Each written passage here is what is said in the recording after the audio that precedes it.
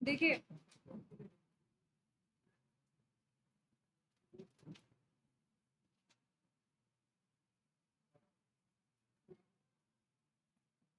Prokaryotic cells कौन कौन सी थी? नाम तो हम भूल गए, नाम बता दो जल्दी। हाँ हाँ, देखो हम जल्दी जल्दी ओवरव्यू देते जा रहे हैं, फिर कल स्टार्ट है। ठीक है, टाइम थोड़ा सा कम। प्रोकैरियोटिक सेल्स मैंने बताया था, बैक्टीरिया होती है हमारी, ब्लू ग्रीन एल्गीज होते हैं, माइकोप्लाज्मा होता है और पीपीएल होते हैं। क्लियर है? PPLO is pleuro pneumonia like organism. It is the type of mycoplasma. ठीक है,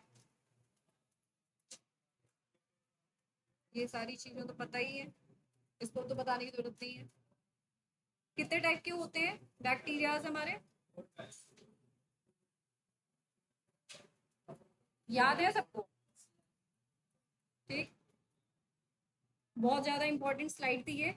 typical eukaryotic cells 10 to 20 micrometre होती है। बैक्टीरिया वाली हमारी उससे बहुत ज्यादा उतनी छोटी होती है, 1 टू 2 माइक्रोमीटर हो गई। पीपीएलओ 0.1 माइक्रोमीटर और वायरसेस 0.02 टू 0.2 माइक्रोमीटर। ठीक है, प्लाज्मिड क्या होता है? What is plasmid? अच्छा, प्लाज्मिड एंटीबायोटिक रेजिस्टेंट होता है, बता तो दिया है कुछ उससे रिलेटेड, लेकिन बताया क्या है ये नहीं समझ में आ रहा है।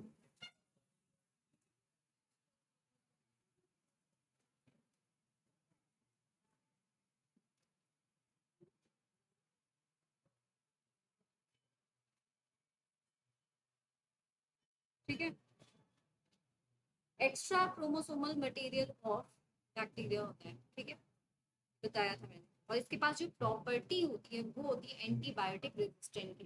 ठीक, ये बताया था मैंने। एक्स्ट्रा क्रोमोसोमल, रिवीजन नहीं हुआ, दैट मीन्स एक्स्ट्रा क्रोमोसोमल। और इसको एक्स्ट्रा क्रोमोसोमल जीनोम क्यों कहते हैं ये भी बताया था। Why why we are calling it as extrachromosomal genome, कोई बता सकता है? इसलिए कहते हैं क्योंकि बैक्टीरिया के पास देखो अपना डीएनए, मेन डीएनए तो है ही। ठीक है, इसीलिए इसके पास जो प्लाज्मिड होता है वो एक्स्ट्रा चीज होती है।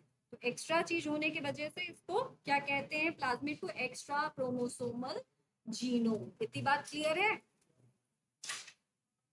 genetic material is not enveloped by a nuclear membrane। ठीक, जेनेटिक मटेरियल जो है क्या होता है? इन्वेलप नहीं होता है न्यूक्लियर मेम्ब्रेन से, ये भी बताया था प्रोकैरियोट्स में। बताया था कि नहीं? विकास याद नहीं आ रहा है? वाह वाह वाह, वेरी गुड, रिवीजन बहुत अच्छा करके आए हो तुम लोग, एक टॉपिक में याद है। जेनेटिक मटेरियल क्या है यहाँ पे? कोई भी इसमें रॉकेट साइंस नहीं, बस ये बोला जा रहा है कि ये नेकेड डीएनए होता है बेटा। क्या होता है? नेकेड डीएनए होता है। क्लियर है इतनी बात?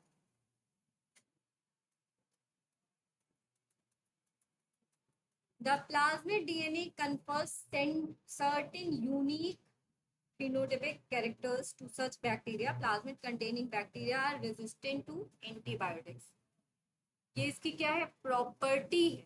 कभी भी ये नहीं बोलेंगे कि, जब अगर आपसे ये पूछा जाए कि प्लाज्मिड क्या है तो क्या बोलोगे? Extra chromosomal genome of bacteria. Property कौन सी होती है प्लाज्मिड के पास? तो एंटीबायोटिक रेजिस्टेंट प्रॉपर्टी होती है। इतनी बात क्लियर है? क्लियर है विकास? Nuclear membrane is found in eukaryotes. Mesosomes are the characteristics of prokaryotes. चलो बताओ यहाँ पे जल्दी से कि mesosome is equal to what in prokaryotes? Mitochondria. Very good.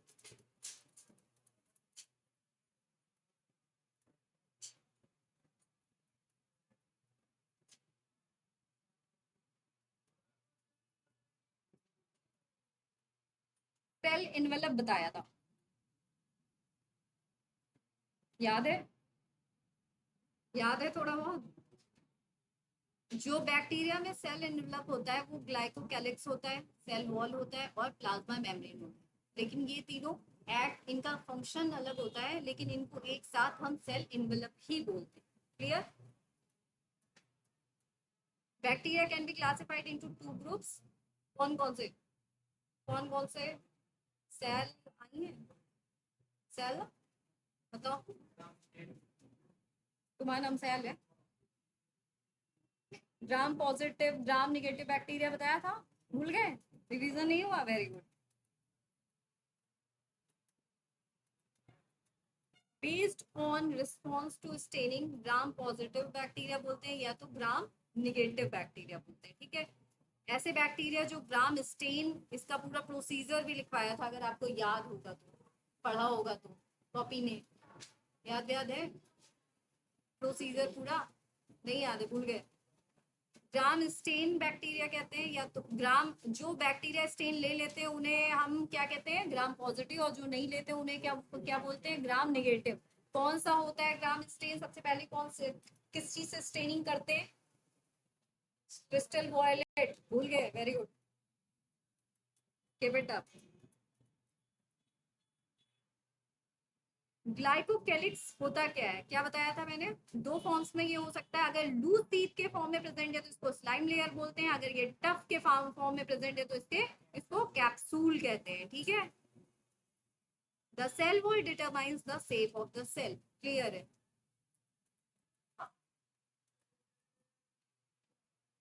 Plasma membrane semi permeable क्यों होता है? सोनू जल्दी, प्लाज्मा मेम्ब्रेन सेमी परमेएबल क्यों होता है?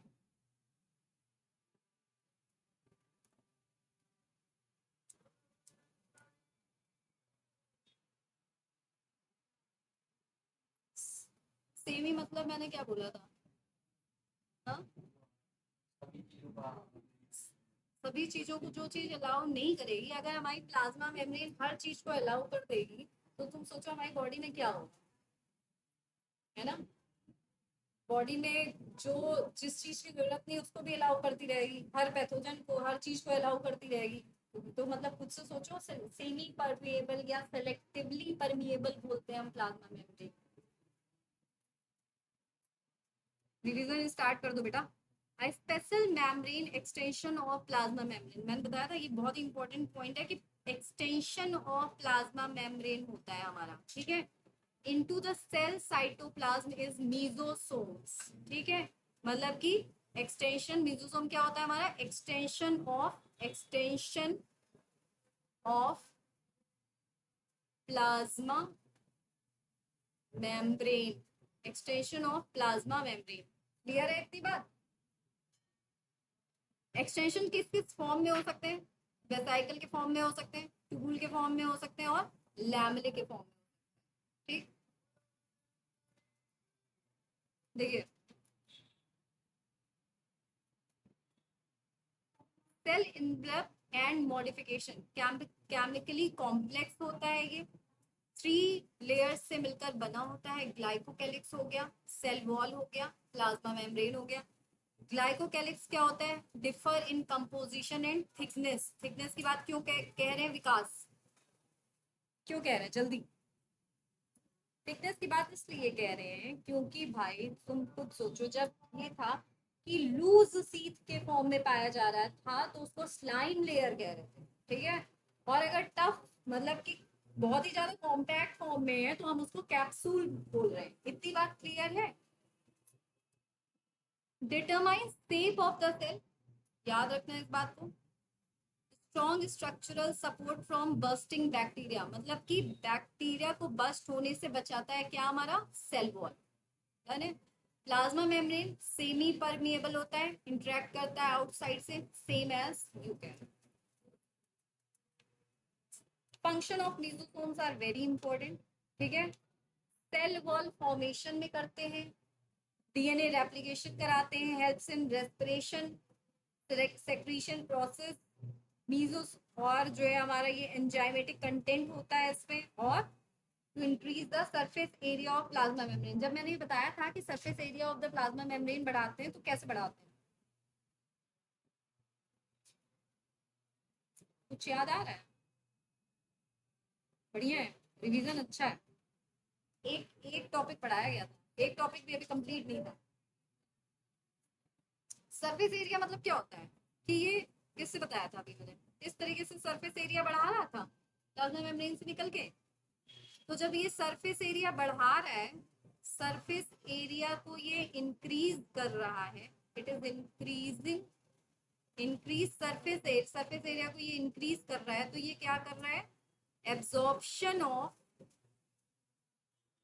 न्यूट्रिएंट्स, ठीक है, एब्जॉर्प्शन ऑफ न्यूट्रिएंट्स कर रहा है, ठीक है। मतलब ये चीज तो इसकी ऐसे ही, ये प्रॉपर्टी तो इसकी ऐसे ही याद रखनी चाहिए, क्योंकि प्लाज्मा मेम्ब्रेन से एक्सटेंड कर रहा है, सरफेस एरिया बढ़ा रहा है।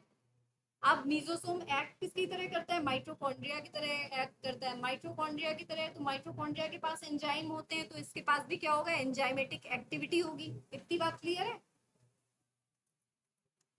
In some prokaryotes like cyanobacteria, there are other membranous extension into the cytoplasm called chromatophore is equal to, chromatophore is equal to, जो कि प्लांट में पाया जाता है। इतना हिंट भी दे दिया, सेल।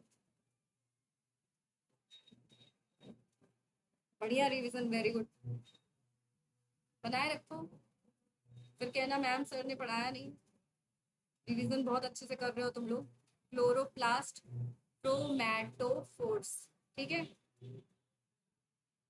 क्लोरोप्लास्ट से मैच करते हैं। मैंने बताया था mesosome is equal to, mesosomes is equal to mitochondria, ठीक है, mesosome is equal to mitochondria. Clear है इतनी बात।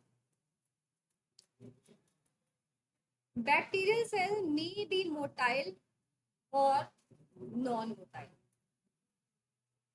मोटिलिटी के लिए इसमें क्या चीज होती है, कौन बताएगा? सब भूल गए। देखो सिर्फ इसी ने रिवीजन किया है, बाकी किसी ने नहीं किया। सामने भी लिखा हुआ है, motile they have thin filamentous. Copy भी नहीं कर पा रहे तुम लोग, सोचो अब हम क्या कर सकते हैं। भाई बैक्टीरिया मोटाइल होगा तो फिलामेंटस एक्सटेंशन होते हैं उसके पास, that is called as the flagella. याद रखा करो, ऐसे कोरिलेट किया करो, flagella is equal to leg. जैसे अब ये लिख मत देना कहीं, जैसे तुम लोग के पास लेग होते हैं वैसे बैक्टीरिया के पास फ्लैजिला होता है। मोटिलिटी मतलब चलने के लिए, मूव करने के लिए। क्लियर है इतनी बात। Bacteria so are range in number and arrangement of flagella, मतलब हर बैक्टीरिया के पास नंबर, कितने नंबर हैं और अरेंजमेंट्स क्या हैं, ये डिफर करता रहता है। इतनी बात क्लियर है। Flagella, bacterial flagellum is composed of filament, hook and basal body, ठीक। The filament is the longest portion and extend from the cell surface to outside. Pili fimbri भी बताया था मैंने। Pili fimbri are also the surface structure of the bacteria but do not play a role in motility. पिलाई क्या होता है, tubular structure होता है जो कि स्पेशल प्रोटीन किससे मिलकर बना होता है, कोई बता सकता है? बढ़िया रिवीजन चल रहा है। पिलिन प्रोटीन बताई थी, अरे ये तो बहुत मैच करता हुआ है, इसको तो आराम से बता देना चाहिए। हाँ, पिलिन प्रोटीन बताया था, बताया था नहीं बताया था? बहुत अच्छा, very good. Fimbriae are small bristle like structure. इसको मैंने टूथपेस्ट से कनेक्ट भी किया था कि जैसे हमारे पास टूथपेस्ट होता है, और ये क्या करता है, रॉक से अटैचमेंट में हेल्प करता है। करता है कि नहीं करता है? याद आ रहा है कुछ? कुछ देखा देखा लग रहा है कि भूल गए? कुछ कुछ तो देखा देखा लग रहा होगा, है ना? पढ़ा नहीं बायो। राइबोसोम क्या करता है? तुम दोनों का नाम भूल गए, जरा नाम बताना। अंकित, हर्षित, हाँ हर्षित। राइबोसोम का काम क्या होता है? प्रोटीन सिंथेसिस बेटा, भूल गए? भूल गए? देखो ध्यान से यहाँ पे, प्रोकैरियोट्स में जो राइबोसोम्स होता है वो एसोसिएट होता है with the plasma membrane, very important. और आज जाके सुन लीजिए मेरी बात बहुत ध्यान से, ठीक है, कान खोल के अपने चक्षु नेत्र केंद्र खोल के और जितने ब्रेन के वायर हैं सब कुछ खोल के ये समझ लीजिए कि जितना पढ़ाया गया, अगर आपने छुट्टियों में रिवीजन नहीं किया है तो आज रिवीजन कर लीजिएगा, क्योंकि जब अब चीजें बहुत ही तेजी से चलेंगी तो आपको पहली बात तो दिन का दिन वो कंपाइल होता चला जाएगा, और रिवीजन नहीं करोगे तो सारी वो एक होता है ना बैकलॉग, क्लास लेके भी नहीं पूरा होगा। समझ रहे हो ना? और अभी ये क्या है, मैंने क्या बताया था, बेस एकदम बेस से स्टार्ट हो रहा है। अभी क्या है, चीजें और थोड़ी सी कॉम्प्लेक्स होगी, जब कॉम्प्लेक्स होगी तब समझना आसान है कि अभी इजी से समझना आसान है? बताओ ऐसे। तब फिर यहाँ पे हम प्रोकैरियोट्स की बात कर रहे हैं, ठीक है? यहाँ पे हम बात करें प्रोकैरियोट्स की, ठीक है? सो प्रोकैरियोट्स राइबोसोम, पहला पॉइंट याद रखने वाली बात कि ये with the plasma membrane of the cell, with the plasma membrane of the cell से अटैच होते हैं। 15 to 20 नैनोमीटर इन साइज होते हैं, 15 to 20 नैनोमीटर इन साइज होते हैं। डन है इतनी बात? और दो सब यूनिट से मिलके बने होते हैं, that is 50s and the 30s सब unit, and that is the fully 70s prokaryotic ribosome. कुछ याद आ रहा है हर्षित, अंकित? याद आ रहा है? भाई बताया नहीं था कि राइबोसोम ऐसा होता है, बोला नहीं बन पा रहा है मेरा, देखो जो बनेगा सब बनेगा। एक बार नहीं बना तो क्या मतलब है?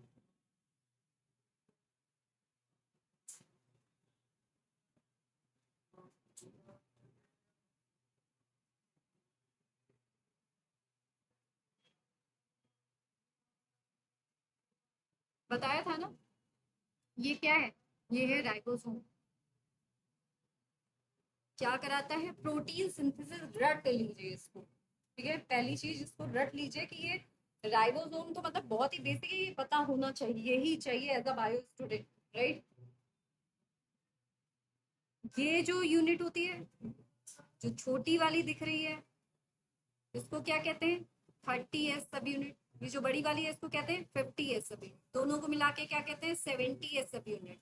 और जो ये प्रोकैरियोट का केस है, यूकैरियोट में कैसी होती है? 80s होती है, ठीक है?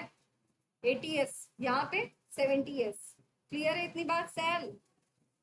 मुझे वैसे ये थोड़ा सा भी रिवाइज कराना नहीं चाहिए, आज मुझे आगे बढ़ना चाहिए था, है कि नहीं? उसके बाद भी हम रिवाइज करा रहे हैं इसलिए ताकि आज तुम लोग 3 घंटे बैठ के पहले बायो पढ़ लेना, बाकी कुछ भी करना, रिवाइज कर लेना।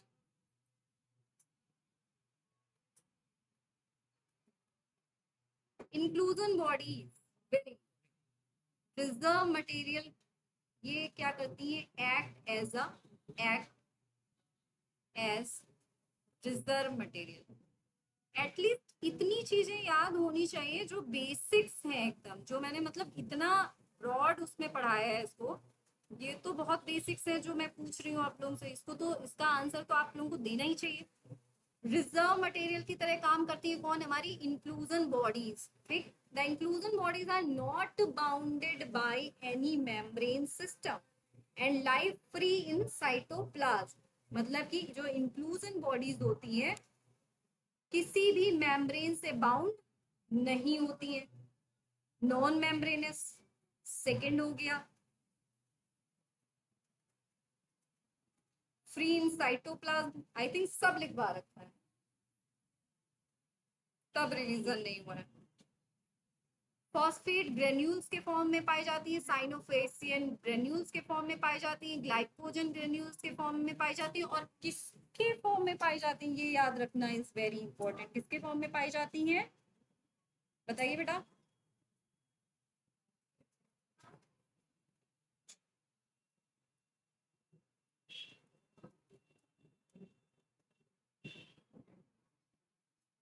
अनहिता समझ में आ रहा है बेटा? Anahita, type in the chat box.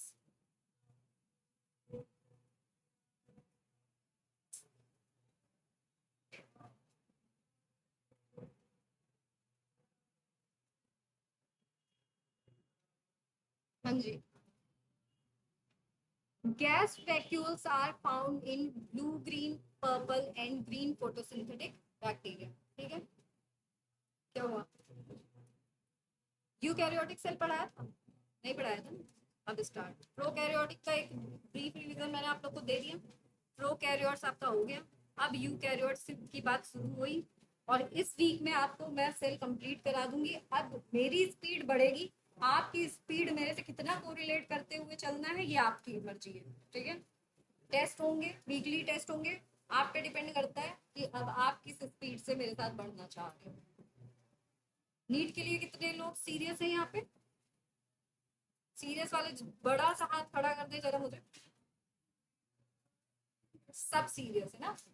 और हम भी चाहते हैं सबके सिलेक्शन हो जाए, तभी हम लोग कम बच्चे भी ले रहे हैं ताकि हम आप लोग पे पूरा फोकस कर पाए। देखो बेटा, हम 100% देने को तैयार है। मैंने पहले भी बोला था 10 दिन की छुट्टी हुई होगी शायद, है ना? हुई कि नहीं? 12 दिन की हुई कि नहीं हर्षित? पढ़ाई कितनी हुई? पता है इसमें क्या करना चाहिए? तो इसमें तो तुम लोग को और आगे पढ़ के आना चाहिए था।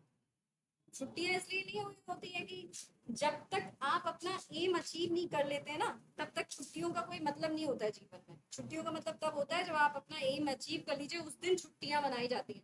वैसे जो छुट्टियां होती है वो विद्यार्थी जीवन में सिर्फ इसलिए होती है कि हमारी पढ़ाई के लिए हुई है। हमें इसमें कहाँ हमारा बैकलॉग है, हमें कितना और ज्यादा कवर करना है, इतनी बात समझ में आ रही है? बाकी आपकी मर्जी। ध्यान से अब यहाँ पे देखिए, यूकैरियोट्स मतलब complex organism, protista plant, animal, fungi, ठीक है। ये 4 हमारे क्या हो गए इसमें?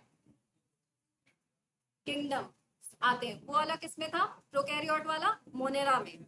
प्रोकैरियोट वाले मोनेरा में आते हैं और यूकैरियोट वाले कौन से किंगडम होते हैं? प्रोटिस्टा होता है, प्लांटी होता है, एनिमेलिया होता है और हाँ फंजाई, ठीक। नेक्स्ट, प्रोटिस्टा का इमेज देख लीजिए, पैरामीशियम का इमेज देख लीजिए। प्लांट तो आप लोगों ने बहुत सारे देखे होंगे, कटते हुए भी देख रहे हैं, उसका असर भी देख रहे हैं, ठीक है।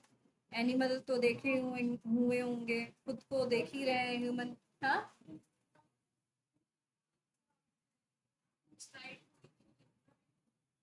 लिखना था? अच्छा लिखना था क्या? लिखा नहीं था क्या तुम लोग ने? मुझे लग रहा है मैं वो स्लाइड करा चुकी हूँ। नहीं करो, मुझे लगा मैंने ये स्लाइड करा दी है।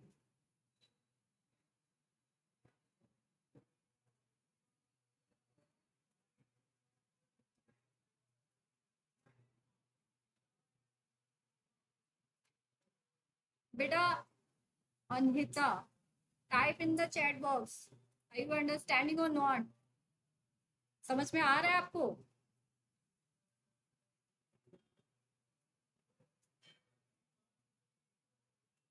अनिता, वॉइस क्लियर है?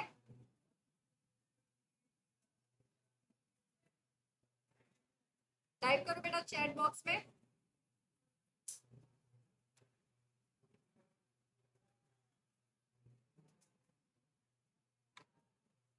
कर लिया है बस इसमें।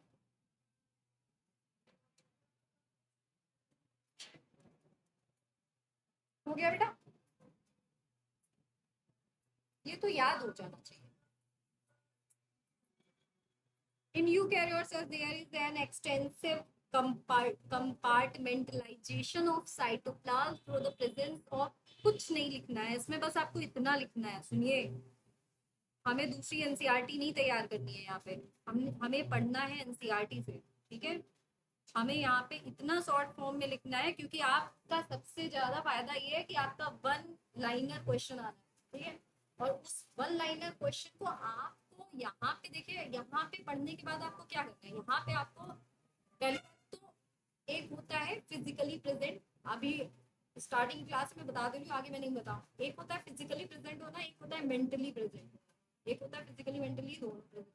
तो फिजिकली तो हो तुम लोग, मेंटली हो कि नहीं वो डिसाइड करेगा। मेंटली का मतलब ये नहीं होता। और एक एक मिनट, एक एक सेकेंड कीमती है यार, ठीक है। यहाँ पे बहुत ध्यान से पढ़ना है और यहाँ से जाने के बाद जो यहाँ पे हम लोग लिखवा दे रहे हैं वो आपको नोट्स बना रहे हैं। एनसीईआरटी आपने जाके पढ़ी, फिर उसके बाद इस नोट्स को रिवाइज कर लिया। नहीं भी करी, किसी दिन एनसीईआरटी पढ़ने का टाइम नहीं भी मिला तो नोट्स रिवाइज किया डे बाय डे। समझ में आ रहा है? आज का आज रिवाइज करोगे तो चीजें कभी भी पाइल अप नहीं होंगी, और आज का आज रिवाइज नहीं करोगे तो जो एग्जाम एक साल में निकलना होगा वो जाके 4-5 साल में निकलेगा, और निकलेगा कि नहीं निकलेगा वो भी गारंटी नहीं, क्योंकि तब तक हम बहुत डीमोटिवेट हो चुके होते हैं। क्लियर है इतनी बात? क्लियर है? तो रोज का रोज काम खत्म करना इज वेरी इंपॉर्टेंट। इसको लिख लो कहीं पे, यूकैरियोटिक सेल्स, इसमें एक्सटेंसिव कंपार्टमेंटलाइजेशन होता है हमारा, किसका? साइटोप्लाज्म का। मतलब कि साइटोप्लाज्म पूरे में ही पाया जाता है, बहुत ज्यादा पाया जाता है, प्लस साइटोप्लाज्म थ्रू द और मेम्ब्रेन बाउंड ऑर्गेनेल्स तो इसमें होते ही हैं। मेम्ब्रेन बाउंड ऑर्गेनेल्स कौन कौन से होते हैं, कोई बता सकता है?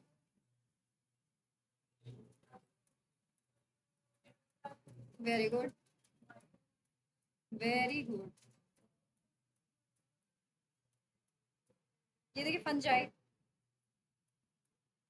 What makes cell eukaryotic? क्या चीज होती है जो सेल को यूकैरियोटिक बनाती है? An organized nucleus with a nuclear envelope. अच्छा मेरी वॉइस पीछे तक जा रही है कि नहीं जा रही है? मतलब यहाँ पे जो होता है हमारा, जो न्यूक्लियस होता है वो विकास किसके साथ होता है? With a nuclear. Hindi medium वालों को समझ में आ रहा है ना कि थोड़ा हिंदी बोलने की जरूरत है? हिंदी तो बोल ही रहे क्या? न्यूक्लियर एनवलप मतलब हो गया केंद्रक भित्ति, आई थिंक, राइट? ठीक है। न्यूक्लियस होता है with a nuclear envelope. Clear इतनी बात? Eukaryotic cell possess an organized nucleus, possess an organized nucleus with a nuclear envelope. Eukaryotic cells have a variety of complex locomotory and cytoskeletal structure. क्या हो गया? देखो इनके पास क्या क्या, वहां पे मैंने यहाँ पे क्या बताया गया, पहला क्वेश्चन क्या था कि ऐसी क्या चीजें हैं यूकैरियोटिक सेल के पास जो कि उन्हें यूकैरियोट्स बना रही है। ठीक है, पहली चीज क्या हुई कि जो न्यूक्लियस है, जो केंद्रक है, ठीक है, वो यहाँ पे किससे होता है बाउंड? हमारा न्यूक्लियर मेम्ब्रेन से बाउंड होता है। ठीक है, जबकि जो हमारा प्रोकैरियोट्स में डीएनए था वो नेकेड था। ठीक है, वहां पे कोई भी न्यूक्लियर मेम्ब्रेन नहीं। फर्स्ट डिफरेंस यहाँ पे आपको देखिए साइटोस्केलेटल स्ट्रक्चर्स मिलते हैं जिसके थ्रू वेसाइकल्स यहाँ से वहां सेल के अंदर मूव करती है। ठीक है, जहाँ पे जो मटेरियल जाना होता है वो वहां पे पहुंचता है। ठीक है, साइटोस्केलेटल कितने टाइप के होते हैं ये भी हम आगे ब्रॉड टर्म में पढ़ेंगे। ठीक है, माइक्रोफिलामेंट होता है, माइक्रोट्यूब्यूल होता है, और इंटरमीडिएट फिलामेंट। थ्री टाइप्स के क्या होते हैं हमारे साइटोस्केलेटल स्ट्रक्चर होते हैं। यहाँ पे नोट डाउन कर लीजिए, आगे I will ask to you all. Cytoskeletal, microfilament होता है, माइक्रोफिलामेंट होता है, क्लियर है बेटा जी? माइक्रोट्यूब्यूल होता है, एंड इंटरमीडिएट इंटरमीडिएट फिलामेंट होता है। क्लियर बेटा?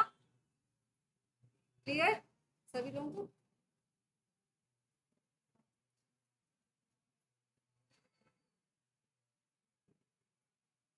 यहाँ पे बस आपको इतना जो मैंने बोला था, organize nucleus with a nuclear envelope लिखना है। हैव अ वैरायटी ऑफ, बस यहाँ पे ऐसे लिखो, eukaryotic cell dash complex locomotory and cytoskeletal structure, first, second, third, that's it. बहुत ज्यादा पूरा लिखने की जरूरत नहीं होती है, बस उसको डैश करिए, क्योंकि ये क्या है, यहाँ पे आपको वीडियो भी अवेलेबल है, सब कुछ। बस आपको ये ध्यान देना है कि आपको अपने दिमाग में आप कितनी चीजें रख सकते हो, और वो कैसे होगा, वो मल्टीपल रिवीजन से आएगा। जब तक आप रिवीजन नहीं करोगे तब तक चीजें क्लियर नहीं होंगी। ठीक है, क्लियर है?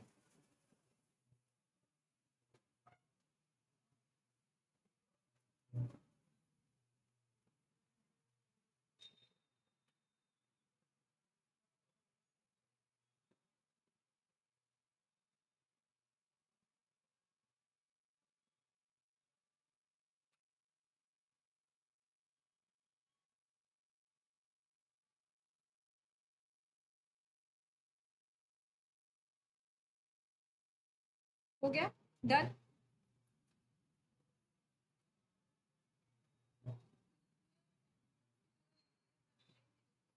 हाँ बिल्कुल। In eukaryotic cell, the genetic material is organized into chromosomes. Okay, chromosomes क्या होता है पता है किसी को? कोई बता सकता है? सोनू बता सकते होंगे क्योंकि इन्होंने शायद क्लास करी थी मेरी डीएनए की, हमें याद आ रहा है। क्रोमोसोम्स क्या होते हैं? बताइए बताइए, क्रोमोसोम्स क्या होते हैं? देखो बेटा, क्रोमोसोम्स मैंने बताया था, पहली बार तो क्रोमैटिन बताया था, ठीक है। क्रोमैटिन बताया था कि नहीं, डीएनए प्लस प्रोटीन का स्ट्रक्चर जो होता है उसको हम क्रोमैटिन कहते हैं, जो हमारे न्यूक्लियस के अंदर होता है। वही क्रोमैटिन जब बहुत ज्यादा कॉम्पैक्ट होता जाता है, जब हमारी सेल डिवीजन की मेटाफेज स्टेज तक आती है, तो वहां पे हमें क्रोमोसोम्स दिखने लगते हैं, ठीक है। बहुत ही ज्यादा जब कॉम्पैक्ट हो जाता है वही स्ट्रक्चर, तो उसको हम क्रोमोसोम कहते हैं, DNA plus protein.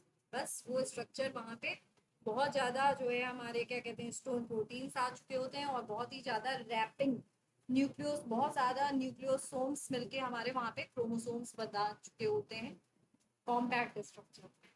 All eukaryote cells are not identical. Plants and animal cells are different. ये तो हमें पता ही है कैसे डिफरेंट है।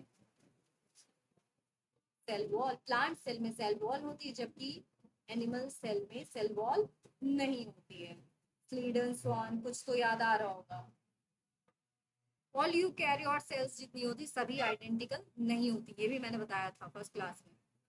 क्लियर है?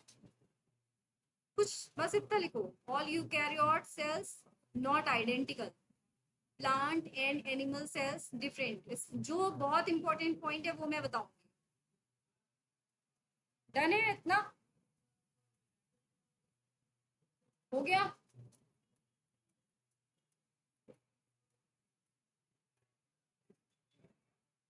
सैटरडे की क्लास में जो डाउट सेशन होता है उसमें मैं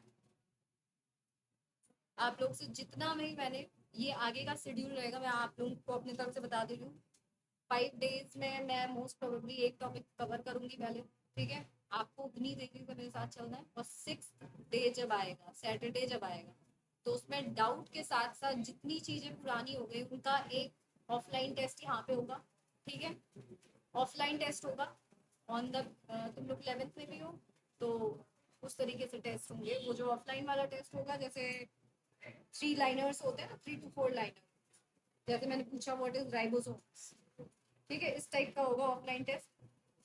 और संडे को आपका ऑनलाइन टेस्ट होगा, वीकली वीकली।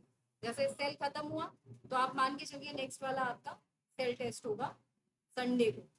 फिर उसके बाद जो टॉपिक होगा बायोलॉजिकल क्लासिफिकेशन, उसका टेस्ट होगा नेक्स्ट संडे को। तो ये चलेगा ऐसे ही। क्लियर है इतनी बात? सर पकड़ के नहीं बैठना है। Plant cell puzzles, now note down, very important. Plant cell के पास क्या क्या चीजें होती है? प्लांट सेल के पास first is cell wall, very important. Second is plastids, very important. Third is central vacuole. जो बात कही गई थी कि प्लांट सेल डिफर करते हैं एनिमल सेल से, कैसे करते हैं? तो पहली चीज हो गई सेल वॉल, दूसरी चीज हो गई प्लास्टिड, तीसरी चीज हो गई हमारी सेंट्रल वैक्यूल। क्लियर है इतनी बात? Centrioles are absent in almost all plant cells. हाँ, ये हमारा पाया जाता है एनिमल सेल में। सेंट्रियोल्स आर, बस इतना लिखना है, बहुत ज्यादा नोट डाउन यहाँ पे नहीं करना है। सेंट्रियोल्स, अच्छा तुम लोग का बोर्ड में भी तो काम आएगा ये, मतलब तुम्हारे उसमें भी काम आएगा। अब मैं समझी तुम लोग, ये बात तो सही है।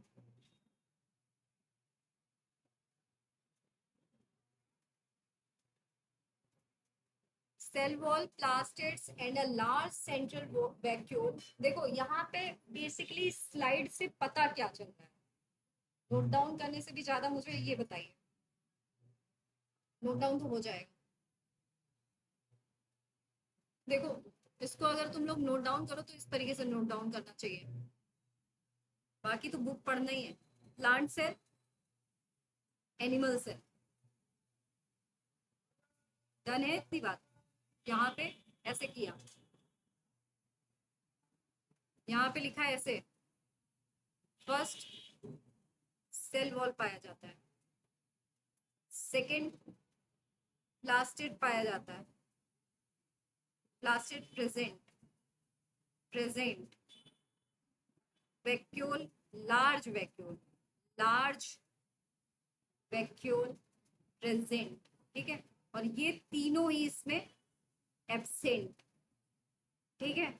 सेंट्रियोल प्रेजेंट, इसको कहीं पे नोट डाउन कर लीजिए, इस तरीके से ये आपके नीट में काम आएगा। सेंट्रियोल हमारी एनिमल सेल में पाई जाती है, और सेल वॉल, प्लास्टिड्स और large vacuole is found in the plant cell. Clear, very good.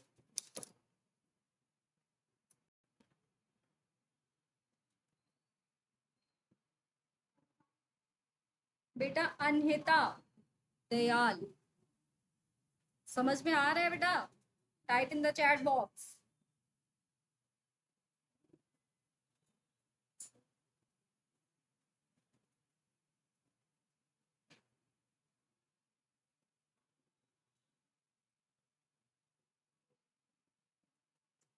Anita बेटा रिप्लाई करो चैट बॉक्स में।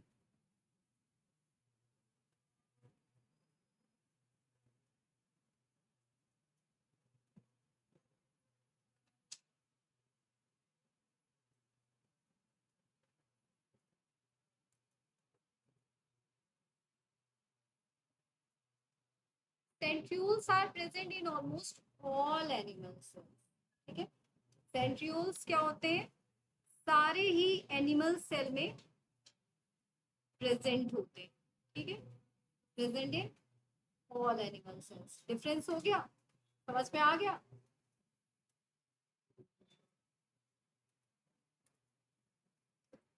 ये सारी चीजें आप लोग लिख चुके हैं, एक बार मैं यहाँ से रिवीजन करा दे रही हूँ। देखो, यूकैरियोटिक सेल प्लांट सेल्स होती हैं, एनिमल सेल्स होती हैं। प्लांट सेल के पास सेल वॉल पाया जाता है, प्लास्टिड्स पाया जाता है, सेंट्रियोल वैक्यूल पाया जाता है। एनिमल सेल के पास सेंट्रियोल्स पाए जाते हैं, जो कि प्लांट सेल में नहीं पाया जाता है। क्लियर है इतनी बात आप लोगों को? पॉजिटिव मेम्ब्रेन बाउंड ऑर्गेनेल्स भी पाए जाते हैं विद एक्सटेंसिव साइटोप्लाज्म। फर्स्ट वाली जो स्लाइड थी उसका मटेरियल, ठीक है। Organize nucleus with the nuclear membrane. Clear है इतनी बात? भाई ऑर्गेनाइज यूकैरियोट्स में जो ऑर्गेनाइज न्यूक्लियस पाया जाता है, उसके साथ न्यूक्लियर, तुम लोग तो ऐसा लग रहा है जैसे अभी थोड़ी देर बस क्या हुआ, मतलब ज्यादा पढ़ लिया है कि बहुत दिन बाद आया तो पढ़ने का मन नहीं कर रहा है। दो में से एक ही चीज है। मेरा पास्ट है पता है, तो मैं बोल, अब सोचो तुम लोग को अपनी एनर्जी किस लेवल पे लानी है। हाँ, organize nucleus with a nuclear membrane, ठीक है। Variety of complex locomotory and cytoskeletal structure, ठीक। वेराइटी ऑफ कॉम्प्लेक्स लोकोमोटरी और साइटोस्केलेटल स्ट्रक्चर होते हैं इसमें। पहली चीज मैंने बताई कि प्लांट सेल के पास ये चीजें होती है, और एनिमल सेल के पास सेंट्रियोल होती है, ठीक है। दूसरी चीज मैंने बताई कि इनके पास साइट यूकैरियोट्स के पास, क्योंकि भाई प्लांट सेल भी यूकैरियोट में आ गई हमारी, एनिमल सेल भी यूकैरियोट में आ गई, तो इनके दोनों के पास मेम्ब्रेन बाउंड ऑर्गेनेल्स होते हैं, न्यूक्लियर मेम्ब्रेन होती है न्यूक्लियस के साथ, साइटोस्केलेटल स्ट्रक्चर होते हैं इनके पास, और इनका जो मटेरियल, मतलब कि इनका जो डीएनए होता है, पहले क्रोमैटिन फिर क्रोमोसोम के फॉर्म में पाया जाता है। इतनी बात समझ में आ गई? क्लियर है?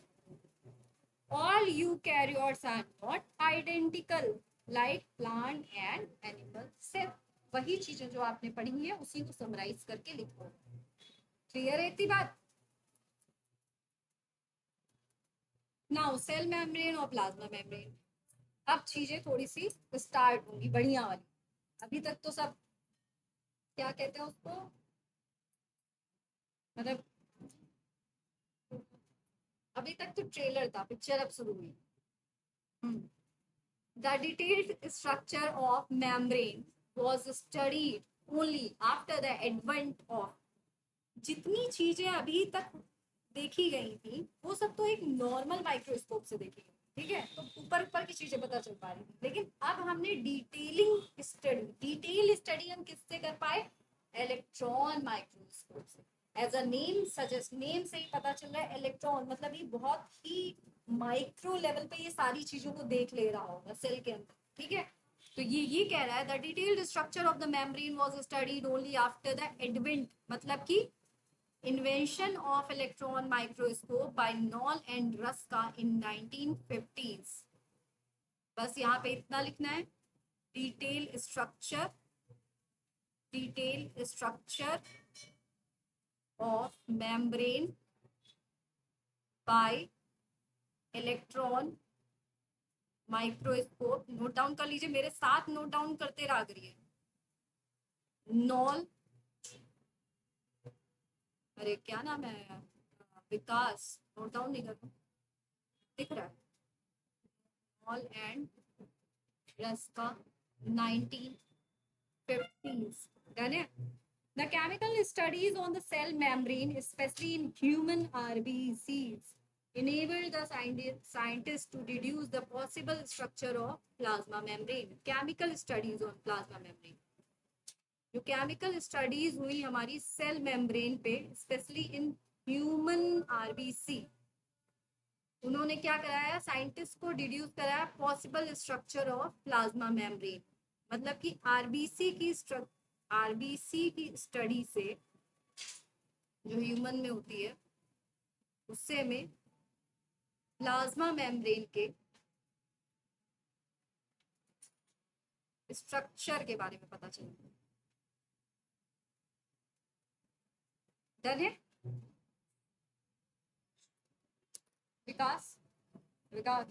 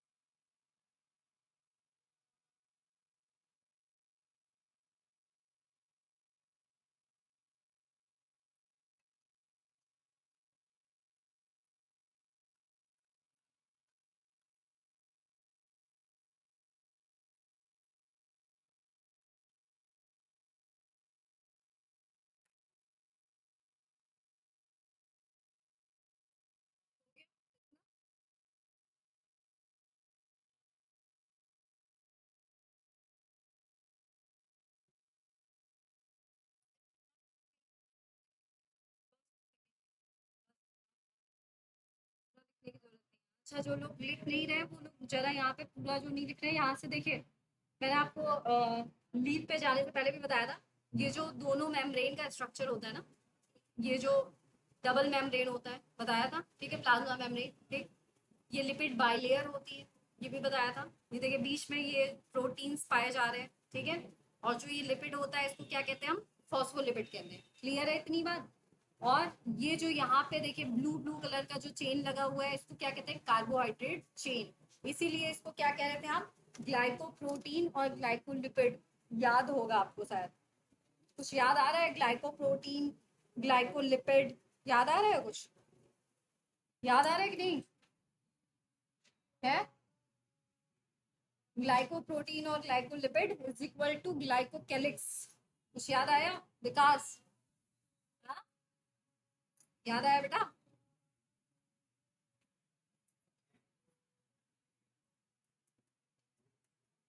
The cell membrane is composed of lipids, okay, that are arranged in a bilayer। जो लोग पूरा नहीं लिखना चाहते हैं और जो लोग पूरा पूरा जैसे लिखना है, तो जो वीडियो अपलोड होती है उस टाइम लिखो, क्योंकि ऐसे क्या होता है ना, पूरा जैसे आपके लिए रुका जाएगा तो फिर कोर्स रिवीजन भी तो कराना है आपको। यहाँ पे जितनी चीजें मैं लिख रही हूँ उतना नोट डाउन करना है, ठीक है। और जैसे और एक्स्ट्रा चीजें नोट करनी है, वीडियोस अपलोड होंगे, आप उससे नोट डाउन करिए, ठीक है। और पीपीटीज भी दी जाएंगी, ठीक है। देखिए, cell membrane, plasma membrane. Write down. Cell membrane, plasma membrane. Plasma membrane composed of lipid, lipid, lipid bilayer.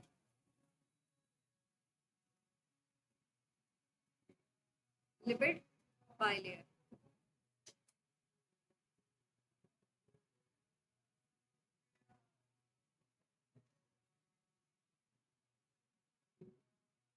Made up of lipid bilayer. First point. Second point.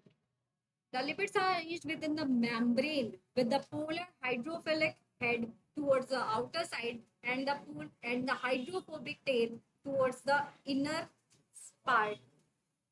देखिए इसमें क्या कह रहा है, ये जो लिपिड्स है दिख रहे हैं ना यहाँ पे. Just a minute, I am showing to you all. Just a minute. देखिए यहाँ पे क्या है बेटा, ये जो दिख रहा है ना ब्लू वाला सर्कल सर्कल दिख रहा है, दिख रहा है कि नहीं दिख रहा है. पहली बात तो ये पूरा का पूरा क्या है हमारा फॉस्फोलिपिड, यहाँ से लेके यहाँ तक. इतनी बात क्लियर है. फॉस्फोलिपिड ये क्या है हमारा, फॉस्फोलिपिड का हेड है. ठीक है. और ये क्या कहा जा रहा है, ये टेल है. ठीक है. अब ये कहा जा रहा है कि ये वाला जो पोर्शन होता है, जो ये पोर्शन है, ये बाहर की साइड में है. दिख रहा है ना, आउटर साइड, ये आउटर सेल के बाहर का साइड है. दिख रहा है कि नहीं दिख रहा है. तो ये जो बाहर का साइड है, बाहर एक्वस एनवायरनमेंट होता है हमारी बॉडी के अंदर. कितना पानी पीते हैं, सेल है अंदर, प्लाज्मा मेम्ब्रेन है अंदर. ठीक है. हर सेल के पास प्लाज्मा मेम्ब्रेन है. पूरी बॉडी में, हमारी बॉडी में कितना परसेंट पानी अगर विदाउट वाटर हम सरवाइव कर सकते हैं, नहीं कर सकते. वाटर ही वाटर है, एक्वस एनवायरनमेंट अंदर.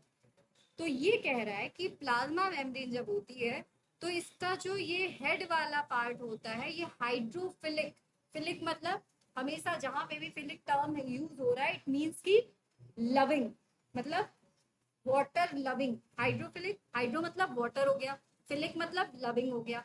हाइड्रो मतलब वाटर हो गया, फोबिक मतलब होता है डर नहीं. हाँ फोबिया वो बात, हाँ डर तो वो होता है. फोबिक मतलब रिपेलिंग, मतलब एक ये भी कह सकते हैं कि वाटर से दूर भागना चाहता है. ठीक है. हाइड्रोफोबिक होता है मतलब रिपेल करता है. ठीक. इतनी बात क्लियर है. तो ये जो पार्ट है, ये टेल वाला पार्ट, देखो लिखा भी है ना यहाँ पे, हाइड्रोफोबिक रीजन ऑफ प्रोटीन. ठीक. इसीलिए अंदर के साइड में पाया जाता है क्योंकि यहाँ पे एक्वस एनवायरनमेंट नहीं है. लेकिन ये बाहर की साइड में क्या है, एक्वस एनवायरनमेंट. इसीलिए ये क्या, हाइड्रोफिलिक बनाया गया है. इतनी बात क्लियर है, नहीं क्लियर है, नहीं. हाँ हाँ ना कुछ. देखो क्या है, हमारी बॉडी में सेल्स हैं. इतनी बात क्लियर. हर सेल के पास प्लाज्मा मेम्ब्रेन.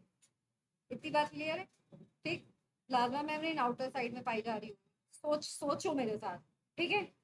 अब वो जो एक्वस एनवायरनमेंट पूरी बॉडी में है, तो अरेंजमेंट कुछ ऐसा किया गया है कि जो हमारी प्लाज्मा मेम्ब्रेन का जो लिपिड का ऊपर वाला हेड वाला पार्ट है वो किससे इंटरेक्ट करे, अगर एक्वस एनवायरनमेंट से इंटरेक्ट करे तो कोई दिक्कत ना हो. इसीलिए हाइड्रोफिलिक है ये. हाइड्रोफिलिक मतलब हाइड्रो लविंग, वाटर लविंग. ठीक है. अंदर वाला पार्ट कैसा है, हाइड्रोफोबिक मतलब वाटर लविंग नहीं है क्योंकि वो अंदर है ना. इतनी बात क्लियर है, समझ में आया, आप समझ में आया.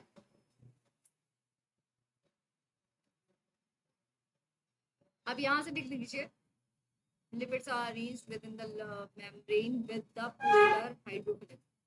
लिपिड का अरेंजमेंट ऐसे लिखेगा, लिपिड अरेंजमेंट, हेडिंग डालिएगा लिपिड अरेंजमेंट. ठीक है. Polar head group, polar head group क्या होता है हमारा, हाइड्रोफिलिक, वाटर लविंग, हाइड्रोफिलिक. समझ में आया. सेल वाटर लविंग, समझ में आया विकास. ठीक. और जो नोट्स सबके देखूंगी मैं सैटरडे को, पूरा सेल का नोट्स, ठीक है। और 3 to 4 पेन कलर्ड नोट्स होने चाहिए, जितना कलर्ड हम लिखेंगे उतने कलर्ड नोट्स होने चाहिए, और उतना ही कलर्ड दिमाग में फिट होना चाहिए। टेल,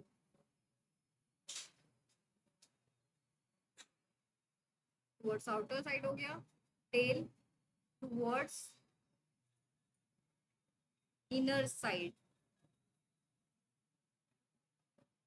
हाइड्रोफोबिक, क्लियर है सोनू?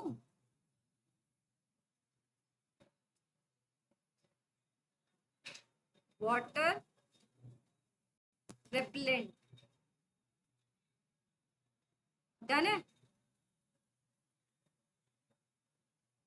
वाटर रेपलेंट, क्लियर हो गया। वाटर रेपलेंट हो गया। हाँ, ये भी नोट डाउन कर लो, ये आउटर साइड पे होता है, ये इनर साइड पे होता है, इनर साइड पे होता है, ठीक।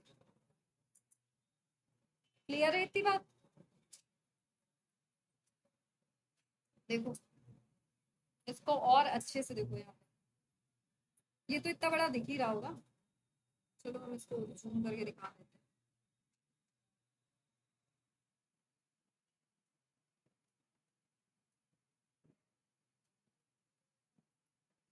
ये देखो, ये दिख रहा है ना, लिपिड बाइलेयर दिख रही है, दिख रही है सभी को, ठीक। ये क्या है हमारा ब्लू वाला, इंटीग्रल मेम्ब्रेन प्रोटीन या इंट्रिंसिक प्रोटीन, या भाई अंदर के साइड में पाई जा रही है, या तो trans membrane protein. Trans membrane protein क्यों कह रहे हैं? क्योंकि मेम्ब्रेन के बीच में पाई जा रही है।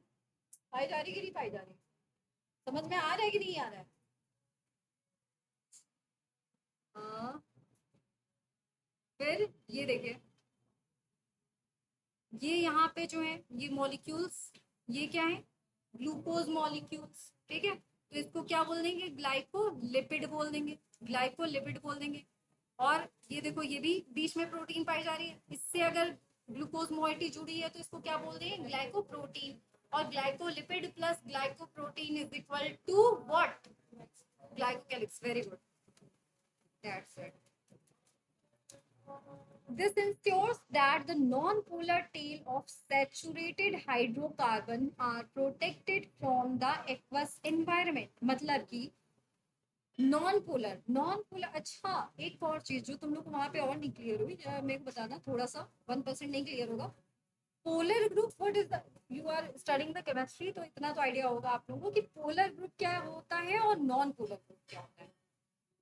क्योंकि अगर आपको पोलर ग्रुप और नॉन पोलर ग्रुप पता चल गया और पता है, तो आपको प्लाज्मा मेम्ब्रेन समझने में कोई प्रॉब्लम नहीं। पोलर मतलब होता है कि ऐसा ऐसा ग्रुप जिसके पास कोई चार्ज हो, ठीक है, जो रिएक्ट, मतलब पोलर, जैसे कि हाइड्रो से क्या मतलब, वाटर से क्या कर सके, वो इंटरेक्ट कर सके, पोलर ग्रुप्स होते हैं उसके पास, ठीक है। नॉन पोलर मतलब कि वो हाइड्रो वाटर से इंटरेक्ट नहीं कर सकता, इस भाषा में भी समझ, ठीक है। तो ये क्या कह रहा है, this ensures that the non polar tail, मतलब कि जो अंदर वाली टेल थी सैचुरेटेड हाइड्रोकार्बन की, और उनके पास हाइड्रोकार्बन जो चेन थे वो एक्वस एनवायरनमेंट से क्या है, दूर दूर है ना। Chemically lipid component of the, very important, the cell membrane also possess proteins and carbohydrate, बताया बनाया जा सकता है। तो यहाँ से जो आपको 2 पॉइंट्स नोट करने, वो ये पॉइंट्स हैं। पहला point, cell membrane, cell membrane possess possess protein and carbohydrate first point यहाँ से हो गया। सेकेंड पॉइंट ये हो गया जो बहुत ही ज्यादा इंपॉर्टेंट, जो आपको पता होना चाहिए कि लिपिड जो कंपोनेंट होता है मेम्ब्रेन का, वो किससे मिलकर बना होता है? लिपिड कंपोनेंट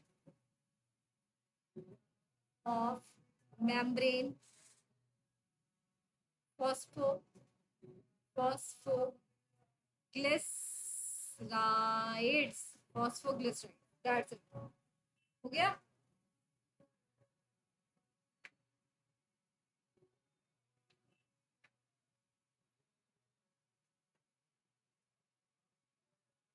हो गया।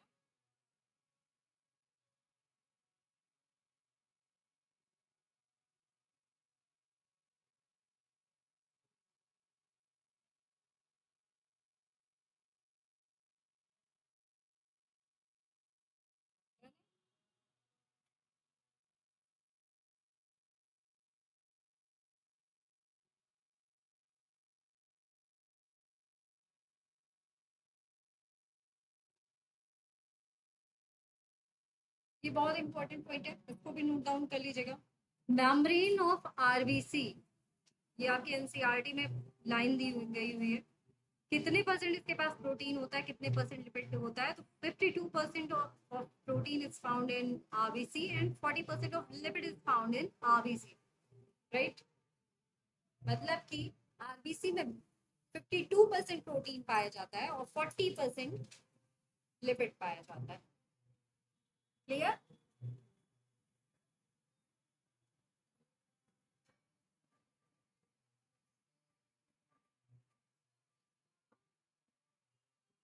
क्लियर है?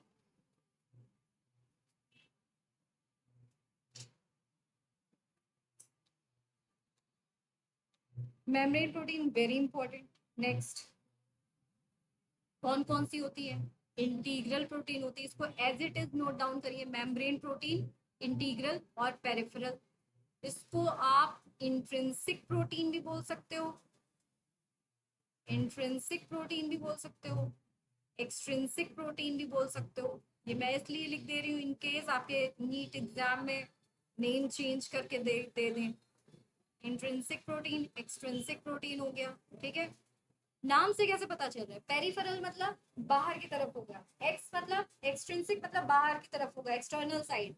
इंट्रिंसिक मतलब अंदर के साइड में होगा, इंटीग्रल प्रोटीन। क्लियर है इतनी बात?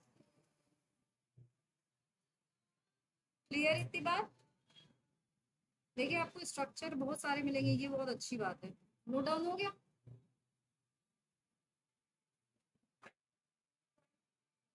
हाँ बस पॉइंट देखो बस। Peripheral protein lie on the, पहले इसको समझा दूं मैं।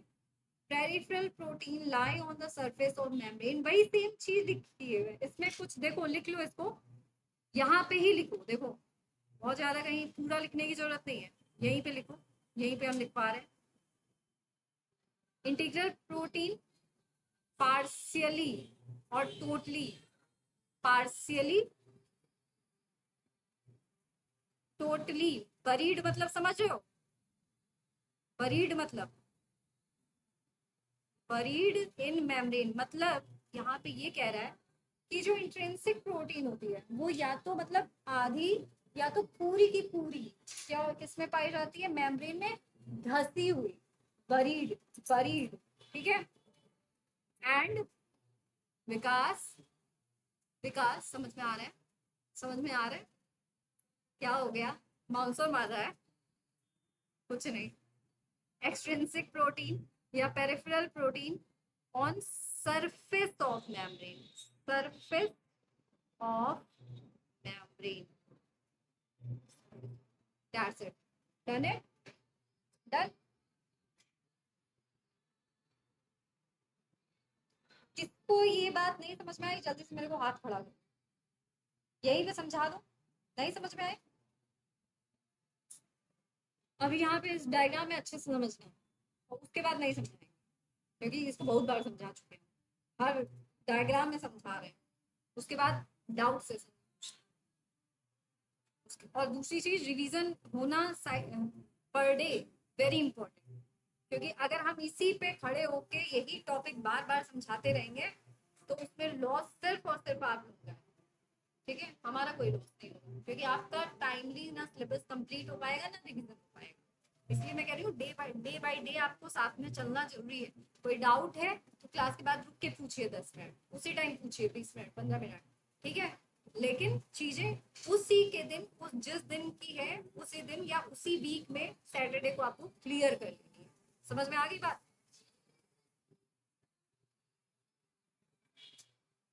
ये देखिए, ये है आपका, अब बहुत ध्यान से देखना सेल, ठीक है। ये क्या है आपका? लिपिड, दिख रहा है ना? लिपिड का हेड, पोलर हेड ग्रुप है। ये क्या है आपका? टेल है, टेल है, ठीक है। अभी आपके चैप्टर में प्लाज्मा मेम्ब्रेन जैसे आप पढ़ रहे हो, ठीक है, सेल पढ़ रहे हो। जब आप बायोमोलिक्यूल्स पढ़ोगे तो आपको ये पूरी चीज और ज्यादा क्लियर हो जाएगी, और वहां मैं पूछूंगी, क्योंकि यहाँ पे ये जो लिपिड का टेल, हेड, ये सारी चीजें आप लिपिड में अच्छे से पढ़ोगे कि लिपिड का हेड मतलब फॉस्फेट ग्रुप, फॉस्फेट मतलब कि वो पोलर ग्रुप होता है, पोलर ग्रुप है तो मतलब वो वाटर से रिएक्ट करेगा कि नहीं। लिपिड जो है उसके पास, उसका जो हेड है वो वाटर से रिएक्ट करेगा कि नहीं करेगा, बस दैट्स इट। ठीक, इतनी बात समझ में आई? सेल, ये लिपिड बाइलेयर है। बाइलेयर का मतलब होता है पहली लेयर ये, दूसरी लेयर ये। इतनी बात क्लियर? ये लिपिड मतलब क्या होता है? बसा, बसा अगर किस हिंदी वाले होंगे, ठीक है।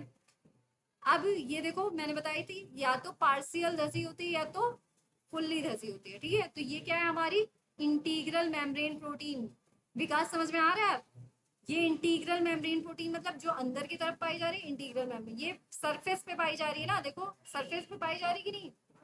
सरफेस पे है ना, बाहर की तरफ, अंदर तो नहीं है ना। तो इसको इसलिए हमने क्या कहा? पेरिफेरल प्रोटीन कहा। समझ में आ रहा है अंकित?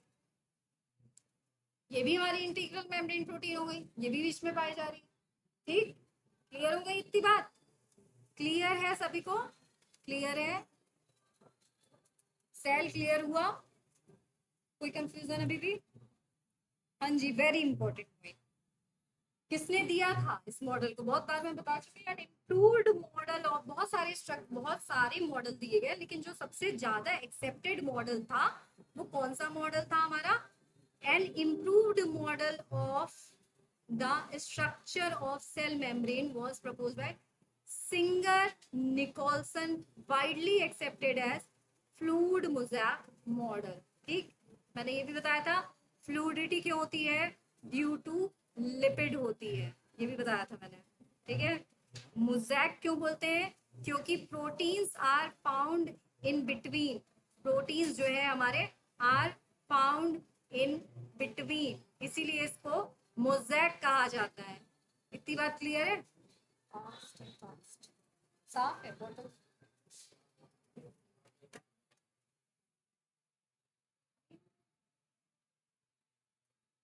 फ्लूइड मोज़ेक मॉडल, देखो ध्यान से यहाँ पे, ठीक है।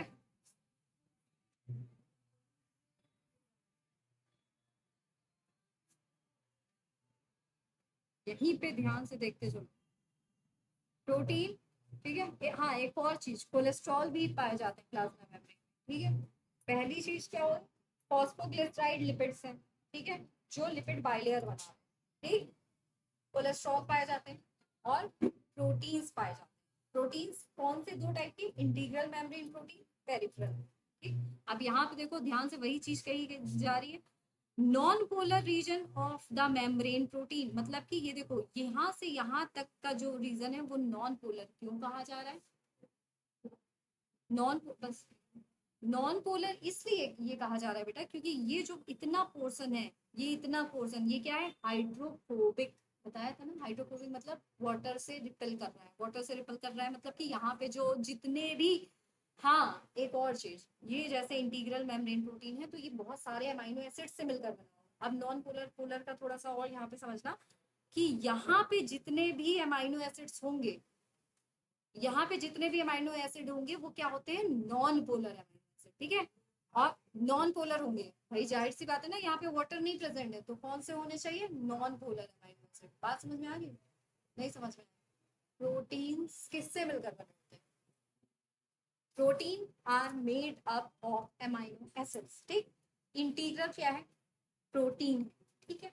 अब वो प्रोटीन में एमाइनो एसिड 3 टाइप के होते हैं, जान लो। पोलर एमाइनो एसिड होते हैं, नॉन पोलर एमाइनो एसिड्स होते हैं, और हमारे न्यूट्रल अमाइनो एसिड होते हैं जिन पर कोई चार्ज नहीं होता है। पोलर का आसान मतलब समझो, पोलर मतलब होता है ऐसे अमाइनो एसिड जिन पर चार्जेस होंगे, ठीक है। नॉन पोलर का मतलब होता है जिन पर कोई चार्ज नहीं होंगे, मतलब वो रिएक्ट जल्दी से वाटर से नहीं करेंगे। इतनी बात समझ में आ रही, आसान शब्दों में ये चीज समझो। तो अब जो हमारे प्लाज्मा मेम्ब्रेन के अंदर का स्ट्रक्चर है, जो बीच का स्ट्रक्चर है, वहां पर क्या है कि वाटर या फिर वाटर लविंग नहीं इन्वायरमेंट है, वाटर वाटर इन्वायरमेंट है क्या, अंदर के साइड में नहीं है ना। तो यहाँ पे जितने अमाइनो एसिड, मतलब यहाँ पे जो प्रोटीन के अमाइनो एसिड्स पाए जा रहे हैं, वो ऐसे अरेंजमेंट होता है कि वो अमाइनो एसिड्स क्या होने चाहिए, नॉन पोलर। नहीं समझ में आ रहा है, नहीं, रुको, अब समझ में आएगा, समझा के तो हम रहेंगे। Protein made up of amino acid, इतनी बात क्लियर है। एमाइनो एसिड मैंने कितने टाइप के बताए, 1 2 3। पोलर होते हैं, नॉन पोलर होते हैं, ठीक है, न्यूट्रल होते हैं, सॉरी, नॉन पोलर, और इसका स्पेलिंग एल है ये, न्यूट्रल होते हैं, ठीक है, न्यूट्रल होते हैं, ठीक है। ये जो पोर्शन है, ये पोर्शन पूरा, ये पूरा पोर्शन, ठीक है, ये पूरा पोर्शन हाइड्रोफोबिक है, हाइड्रोफोबिक है कि नहीं विकास, है कि नहीं, हाइड्रोफोबिक है, ठीक। तो यहाँ पे जो अमाइनो एसिड्स होने चाहिए वो कैसे होने चाहिए, non polar.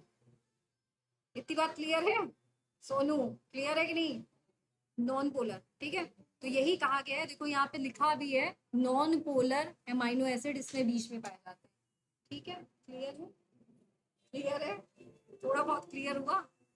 Lipid quasi fluid nature, देखो यहाँ पे लिखा है लिपिड का नेचर फ्लूइड होता है, इसी वजह से इसे फ्लूइड मोज़ैक मॉडल नाम दिया गया है। लेटरल मूवमेंट ऑफ प्रोटीन्स होता है with bilayer, lipid fluidity explain movement with mass, मतलब लिपिड की वजह से ही जो है क्या होता है, फ्लूइडिटी मेंटेन होती है मेम्ब्रेन। इतनी बात क्लियर है, क्लियर है। अब आज जाके कल का तुम लोग का असाइनमेंट है, प्लाज्मा मेम्ब्रेन का पूरा स्ट्रक्चर अपने आप से बना के देख के आओगे, बनाओगे अपनी कॉपी में विद लेबलिंग। नहीं मिल रहा है किसी के पास तो नेट पे विद लेबलिंग, और वो पूरा स्ट्रक्चर आपको याद होना चाहिए, ठीक है। क्या क्या चीजें पाई जा रही है, क्या क्या चीजें नहीं, पूरा विद डायग्राम आपको बनाना है। मतलब सिर्फ आपको डायग्राम बनाना है, लेकिन लेबलिंग अच्छे से करनी है, 3 4 कलर का पेन यूज करके करनी है, ठीक है।